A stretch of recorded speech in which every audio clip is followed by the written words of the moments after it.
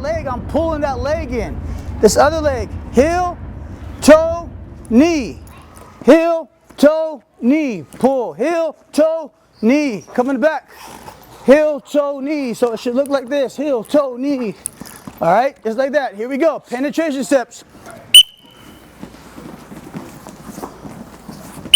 But yeah, it's a beautiful thing. It's an amazing thing to see like a boy from the beginning of the season who might be super fresh and timid and just, you know, uncoordinated. And then at the end of the year, like they got confidence and they're like doing the moves, and it's pretty awesome. It's unique for sure in many ways, physically, mentally, and spiritually. You know, it's just as much a spiritual sport, I think, as it is physical and mental. Close. Good, stop, stop, stop. Head up. Head up, good. Now step up. Good. Now look in. Now step across his body. Reach across to that far knee. Good, good, good. You're gonna shuffle. You're gonna shuffle towards me. Scoop that knee, pop your hips. There you go, and finish on top of him. Okay, finish on top of him. Good, good, good, good. It's like right here in the practice room, I can be with them, I can help them. You know, when they make a mistake, I can, hey, you place your hand here, you put your head here, right? I'm in here helping them. And then when we get to the match, I can't help them. I can only be in their corner, and they're used to my voice in here, so they can hear my voice while I'm in the corner. I can guide them while they're wrestling, and hopefully they win, but I can't wrestle for them. And it's almost a parallel, like with our Orthodox faith and with Christ being our guidance, our coach in our corner, my spiritual father, the church fathers. You know, when I go to church, they're there with me, helping me, but then when I go into the world, you know, they're like in my corner, and it's up to me. I have to work now. I got to do the moves and everything, and so I see a lot of parallels with like this sport of wrestling and you know, our Orthodox faith. And I love wrestling. I thank God that I grew up doing wrestling, and now I can coach and give back and hopefully help out these boys, you know, and kind of find their way as well. So this is my first year as the head coach of the high school program. Last year I was the head coach of the junior high program. I've only been home from the Army for about 2.5 years now. So 3 years now. So this is my second year at this school, teaching and coaching.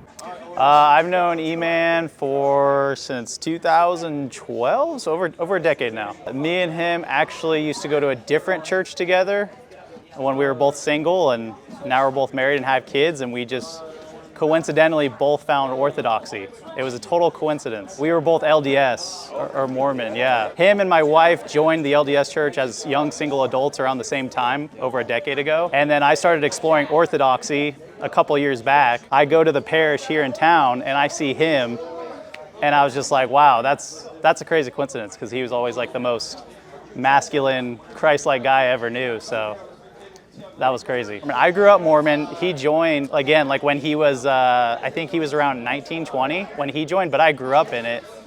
And we both just kind of went down that path of trying to find, you know, true Christianity in history, true Christianity lived out in the saints. And we both ended up in the same exact place, completely independent of each other. So I was very interested in Mormonism because they claim to be that ancient church. Right? They make that claim that they're the ancient church. You know, they have apostolic succession, and that's what I knew what was lacking in Protestant churches and the non-denominational churches. Right? There's no lineage, no apostolic succession, and so that's what drew me in. And I thought I was in that church, right? And so as you get deeper into it, that faith, you come to a realization where, you know, I either have to believe what's written in the Old Testament and those Old Testament prophets, or I have to believe in their prophets, because they're very contradictory. Kind of made that decision in life, and then still searching for that ancient church, and found Orthodoxy 2018. Actually, a brother of mine who's kind of he's my spiritual brother, right? My sponsor, and he was in the same unit as me, and he's the one who introduced me to Orthodoxy. And kind of challenged my faith, and I started looking into it. Yeah, Orthodoxy is that church that's written about in Acts, ancient church, the ancient Christians that, you know, we're still doing the same worship style and still worshiping the same way they were back then. So, and I thank God for it. When I was baptized in 2019 by Father James, I deployed like a month later. Baptized in June 2019, and the end of June actually, I deployed overseas with the Army, and then I was gone from 2019 until 2.5 years ago. So I came home, and now still part of St. Ignatius, and so really that's my home, parish. And I've been to other like kind of parishes in the Army and underneath different Orthodox chaplains and everything, but Father James is my spiritual father, and St. Ignatius is my home. When I talk to him about all the things he's doing, it's always about helping younger people, especially young men, because there's just not a lot of masculine role models in a lot of other, Christian contexts. Masculinity is kind of looked down upon in a lot of Christian contexts in America, so I think he really believes in the idea that you can be a good, virtuous, masculine man and also a saint-like Christian. That's why I made him godfather and his wife godmother to my son, because I just know that he has a special appreciation for orthodoxy, because he found it through a lot of searching and a lot of noticing and observing things in society and wanting something different that society doesn't provide young men or our children. So me and him are very like-minded in that regard, in how we're raising our children. All right, guys. Hey, great job. Let's get a break. Go home and shower, and then eat, and then homework, and then maybe Fortnite, all right? But not before you shower, eat, and homework. Yeah! All right, Max, go ahead. Hey, champions on 3. 1, 2, 3, champions! Good job, boys. What did you say? What? What did you say? Coach. What did he say? Who? Say champion? Champions. You say cheapies? I thought he said Yeah, I mean, the first thing you kind of see, I think, are the icons. I mean, that's the most important thing here, are the icons. Kind of a lot of these icons are from Legacy Icons, which is a pretty cool website, and then St. Ignatius as well. And then some of them I've actually bought from my dear brother Brett, One Burning Lamp. So some of these were his, and so I'm grateful for him as well. St. George, my patron saint, right there. So that one, and then this one was gifted to me too by another dear friend, Anton. So this one, I absolutely love this one. From Ukraine. Yeah, you see the.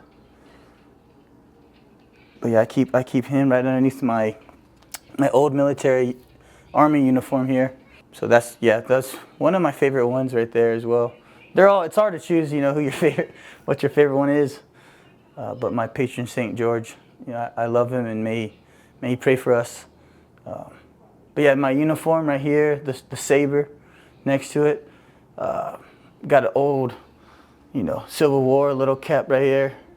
My major, my degree, my bachelor's degree is history, and so I'm really into the military history of our nation and kind of all nations as well. So I collect a few things here and there, and then my certificates right here for my service in the Army. In between, one of my favorite poems by Theodore Roosevelt, The Man in the Arena. But yeah, even my wife got a certificate of appreciation for kind of, in the Army, I got to be away a lot, but the wife, she has to do a lot of unselfish things to take care of the children when I'm away. And so I really appreciate that the Army did that for her. Says grateful appreciation for your unselfish, faithful and devoted service as a spouse. So that's really awesome. I really couldn't do a lot of these things without my faithful and unselfish wife. So I'm really grateful for that. But it's cool to have that as well from them. And then kind of my bookshelf right here. A lot of books are still waiting for me to read. I haven't read all of these. So kind of in order of what's next here. I love reading. Obviously, I have a lot of church fathers in here, Christianity books, books on orthodoxy, and then books like Lord of the Rings, The Hobbit, those adventurous books of heroes fighting evil and rising up against evil, and so I'm a big fan of that stuff as well. And then kind of where I do my reading. Right now, we're reading Parenting Toward the Kingdom, Orthodox Christian Principles of Child Rearing I have 2 little daughters, and just kind of trying to be a better father and reading how to be a better father and putting everything I read into action. To raise them in the faith is so important to me, and that's, I think, big duty of mine, is to raise them in the faith and to see them, to let them see me practicing my faith and praying together. Let them see me praying. I bring my daughter to confession with me, so she sees me confessing to my spiritual father, which I think is important. She sees me kiss my spiritual father's hand, bow before him. She sees me venerate the icons, and so she's just going to mimic everything I do, right, at that little age. And so that's why it's so important. It talks about this. How can we be good parents? Is by being the example we want our children to follow. So, I mean, it's even more now as a father, it's so important to be active in my faith so she can be active in her faith as she grows up. Your newborn daughter is about to get baptized. Yeah, it's going to be awesome seeing her, dunked in that blessed water by Father James, and just tomorrow is going to be amazing. I'm excited. I didn't get to, with Bonnie, I was deployed, so I didn't get to see her born. I didn't get to meet her until she was already 10 months old, and so we waited a little bit longer for Bonnie to get baptized until I was home, which I'm grateful for. But now Layla being only 2 months old, and she's going to be baptized tomorrow, and it's a good feeling to be here, be home now, and to see all this and be a part of it. You saw her doing it, but this is where, before we leave the house, I got this idea actually to place this here by Father Josiah in one of his videos. Every time we leave the house, I renounce thee, O Satan, and I pledge myself to Christ. Venerate Christ. And then that's ours, the father and mother, me and Emily. And then this is Bonnie's, so she can venerate Christ at her level. And then one day she'll have a little one. She's learning how to read, so she'll have one too. But yeah, I'm really grateful to have Father James as a spiritual father. I feel like they're very similar, the way they speak and kind of just their wisdom. And I've never met Father Josiah, but being around Father James, it's he's a father figure. He feels like your father, Right. And Father Josiah seems like that too, even from, an online presence. So that's another thing I really appreciate about Orthodoxy, is the seriousness of our fathers, our current fathers, our pastors, our priests. They're not going around trying to act younger. They're acting like fathers. They're acting like their age. They're giving wisdom. In their presence, you can tell this is a man. This is a fatherly figure. They're not walking around with ripped jeans and skinny jeans, and they have a safe presence and comforting and full of wisdom. So it's nice to be around. It's beautiful. I like the no-gi stuff better than kind of wearing the gi in the jiu-jitsu. Just being a wrestler all my life, it just feels more comfortable. Wearing that gi, I get kind of closed in. So I just enjoy the no-gi more so than the gi. I started doing jiu-jitsu for this November will be 2 years. Oh, not long. So not long at all. I was able to get my blue belt pretty quickly just because I have college wrestling experience. If you're good at wrestling, you'll be good at jiu-jitsu. You just got to know how to do jiu-jitsu, like the locks, the chokes, and everything like that. But it's all kind of similar. The grappling aspect, you can take down guys, but wrestling really is helpful for jiu-jitsu. Mine going with you? Mm-hmm. Oh, okay. I love you, babe. Bye. Say bye. Bye.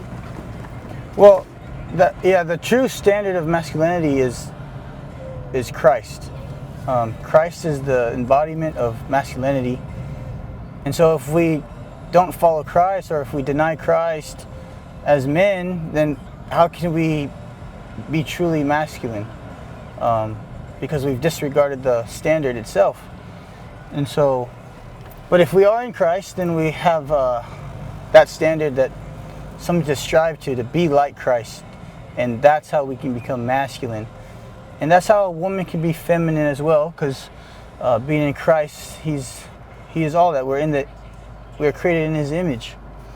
And so today's kind of age of men have become godless, you can say, or they've made themselves into their own gods. And a few of these kind of more famous men come to mind who preach masculinity without Christ. And so I tell anyone, if someone's preaching masculinity without Christ, then I would totally reject it.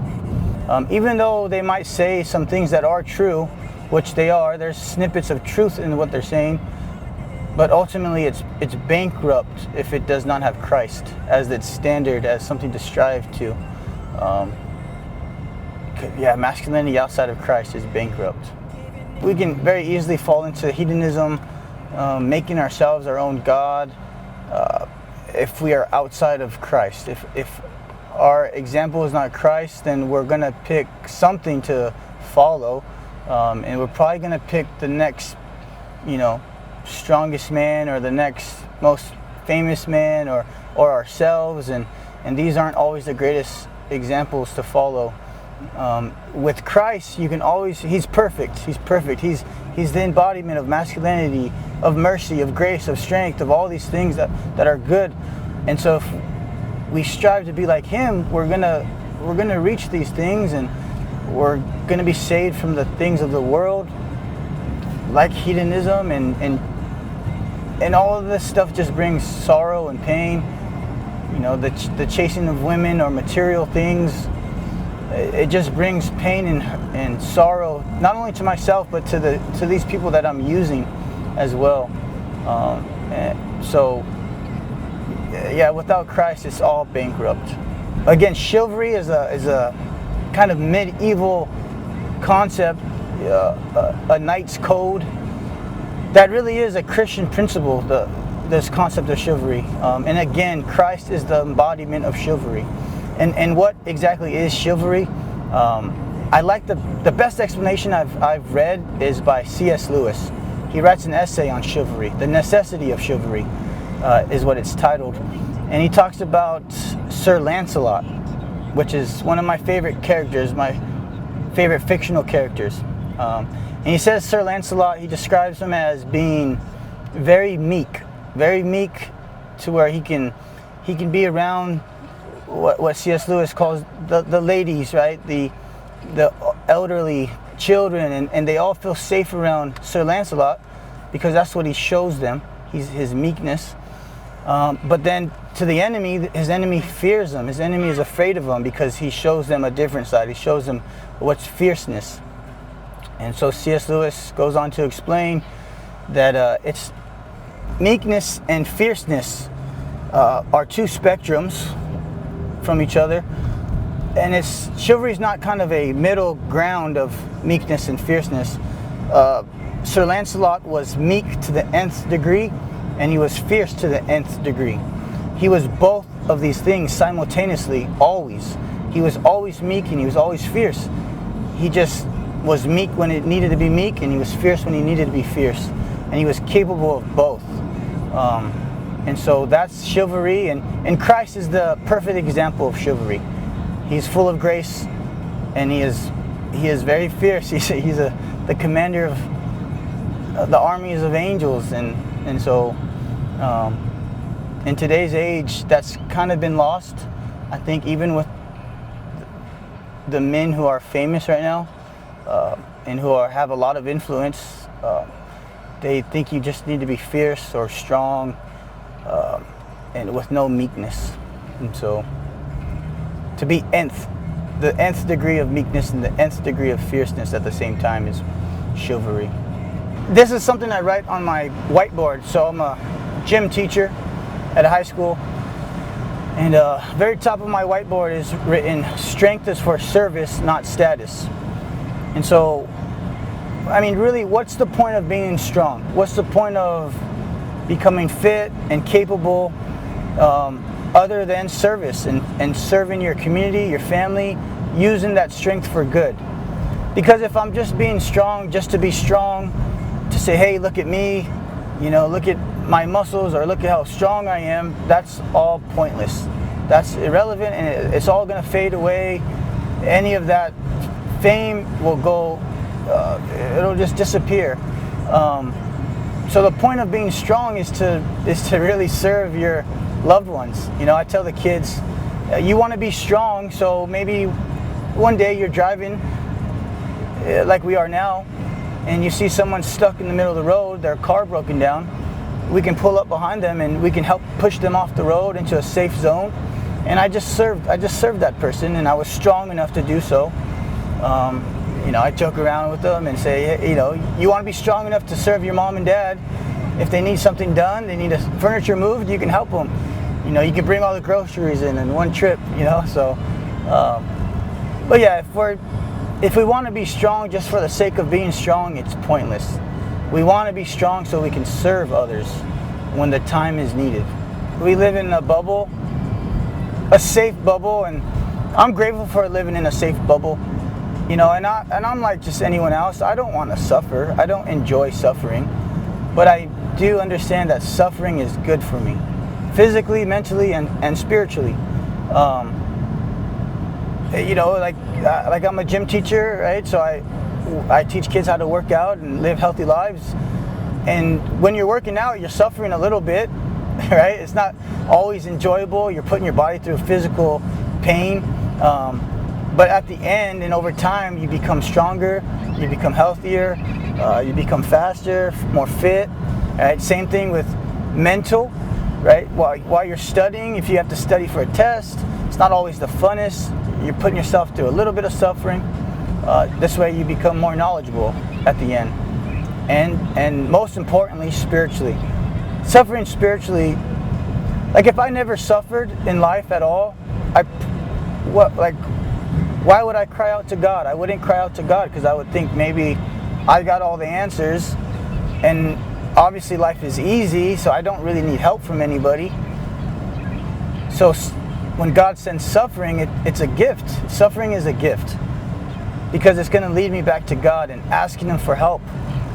It's scary. It is scary to suffer. It's painful, but it's good because, like I said, it's forcing me to ask God to help me, and this is good. This is me praying. So I want to suffer. I want to suffer a lot, so I can just keep on asking God to help me. Help me. Keep praying to Him.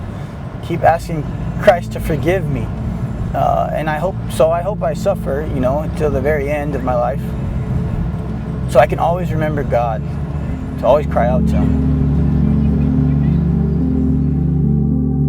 We don't live in a culture that supports the faith, you know. We don't live in a culture that's Christian anymore. So you can go 100 miles an hour on a Sunday morning on the freeway anywhere in this country. You will not be in traffic with people rushing to church. Even in the Bible Belt, maybe most especially in the Bible Belt, you know, we still have faith as a background and something that's kind of in our background as a country.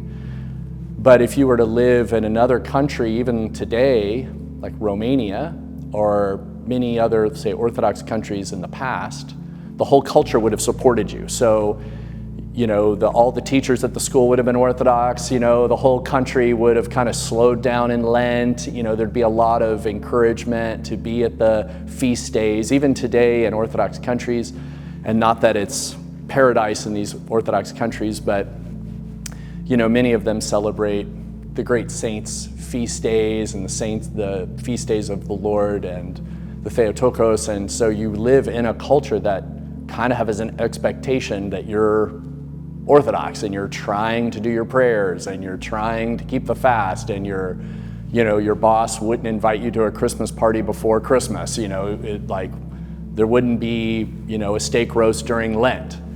So those are some of those things are sort of not the most primary things, but we don't live in a culture that's like that. So to live the Orthodox faith when, you know, your boss doesn't care that you want Sunday morning off, no way. You know, like if you're gonna get ahead here, you have to work Sunday morning. Meanwhile, the business is open on Sunday, and maybe in an Orthodox country it's not, you know. Not to glamorize or whatever you'd say, Holy Russia or something, and those times have passed, even in Russia, and in places, but other Orthodox countries, Serbia, Bulgaria, Greece, obviously, and these countries have become more like us, more like the West, So to live in Orthodox faith means to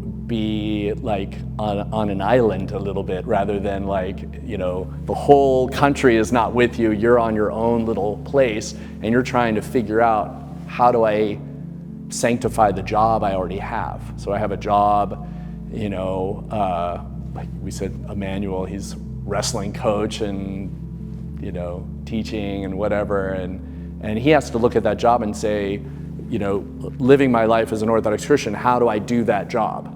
Because you could do that job as an Orthodox Christian or not. Like, you could do that job as just tied up in the world.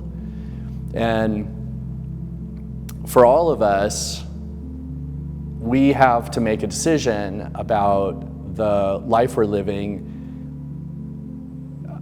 Are we letting the world's opinions and the world's worldly desires in? Are we keeping those out? So am I going to live the Orthodox faith, but also kind of do whatever the world's doing also? Am I going to watch all the stuff that the world wants me to watch and have an opinion about everything the world has an opinion about, and be informed about everything the world thinks is important? Am I going to believe all the narratives, every storyline, and adopt the views of the world and try to mix that in with an Orthodox worldview that doesn't agree with it? Jesus said that the world hated him and the world would hate us. And then the question would be, does the world hate us, or are we just the world? I mean, are we just basically, we're the world 6 days a week and Orthodox Sunday morning? Or are we trying to live the Orthodox life every day, every minute, and, even when it's inconvenient and may cause us to lose a job or get in trouble or something, without revealing the details of this story at all, and it wasn't Emmanuel, but someone else called and they said, Father, my boss wants me to do something that is against the moral compass that we have as Orthodox Christians, and I'm not willing to do it. But I'm not really sure what I should do, because there's a little bit of a question. And I said, well, I encouraged him to figure it out. I'm like, I don't want you to get fired, but you can't do what your boss is asking you to do. It's a sin. It's fully a sin. And I'm sorry I can't say what it is, but trust me, it wasn't a minor thing. No, that's a sin. You just absolutely, it's reprehensible. You actually can't do it. He just said, I'm not comfortable with what you're asking me to do. I'm not going to do it. Let the chips fall where they may. If we lived in a different culture, we wouldn't even be asked to do something that was against the faith. But those days, if they ever really existed, are long gone. And in America, they never were that way. So now we're in America, we have our jobs, and we have to sanctify those jobs. To live the Orthodox faith means that everything goes through our faith. Not I'm gonna watch questionable TV at night and then go to church in the morning. It's well, if it's all sex and drugs and violence and whatever, is that healthy? Is that part of the healing of the human person? Is that about purity? Is that about, obedience to Christ? If we were to be prayerful and read the scripture and, and make our lives revolve around the altar. That's probably the best way to even think about it. It's what does your life revolve around? Well, my life revolves around work and my kids' school. Okay, well, we work, and our kids go to school. We do that. Does it need to evolve or revolve around that?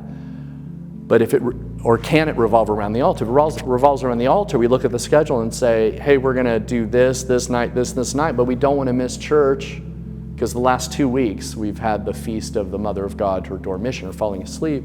That's why there's blue and flowers out, and if our life revolves around the altar, we're thinking, I wanna make sure I get to church.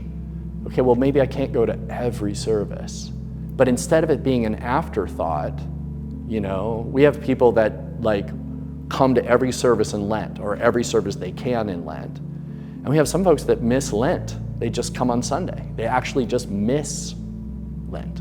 And this is the summer Lent with the summer Pascha, like the resurrection, you know.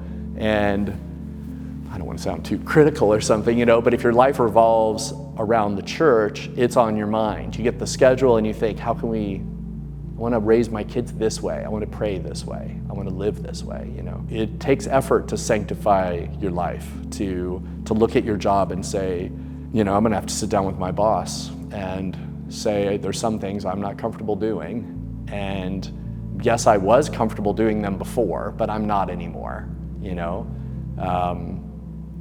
And let the chips fall where they may, you know, like there's some jobs we probably shouldn't have, you know, or some things in some jobs we can't do. And we have to be willing to like grow in Christ and our faith and, you know, and like adjust our life. The way Father John talks about it is like retuning ourselves to play in tune with the orchestra rather than just playing our own tune. So the world's playing its own tune, but if we're gonna like be in the, you know, heavenly choir, we have to adjust to that song, you know, and that takes effort to figure out.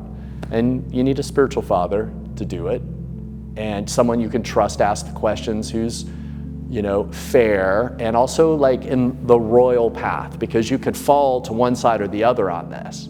You know, you could like burn the business down. Well, that's a little extreme, you know. The other is you could just go along with the world.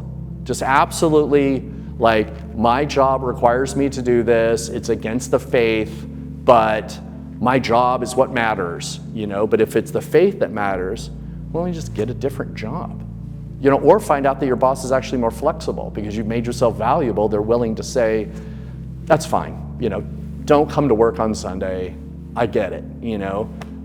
Are you willing to come on Saturday? Well, if you're willing, then work later on Wednesdays and Thursdays. Yep, but I can't work on Sunday. I can't miss Holy Week. I'm taking my sick days or my vacation. I've got to, you know. And just basically stand up for the faith instead of being in the shadows.